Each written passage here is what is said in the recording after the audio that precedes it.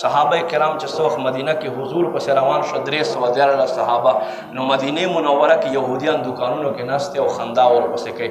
خندا ځکه کوي چا سره توره نشته دی، چا په بدن باندې صحیح جامې نشته دی، چا ځان سره تورې په ځای لخته اخیستې ده او روان دی جنګ ته. وایي وګوره که نه عجیبه خلک نه دي، په لختو باندې دوی جنګ کوي. تاریخ کې تر نن پورې چېرته په لختو جنګ نه ده شوی. خو کله چې مسلمانو ته الله فتح ورکړه بیا د دوی سترګې کولاو شو چې ګوره دا خو حق خلک دي. یو صحابي نه چا تپوس وکړو چې تاسو سره هېڅ نشته او روان یې؟ وایي موږ سره هر څه شته خو ښکارېږي نه. ولې چې دا تور سردار کوم سردار په اوږې دی، موږ دغه سردار پسې روان یو، دغه سردار پسې روان یو.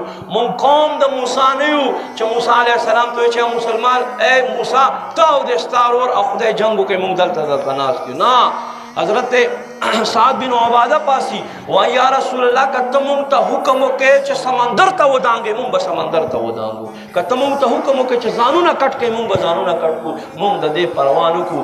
ولې چې موږ په تا باندې ایمان راوړی دی، موږ خپل نفسونه خپل ځانونه الله او الله رسول باندې خرڅ کړي دي، موږ ته د چا پروا نشته دی.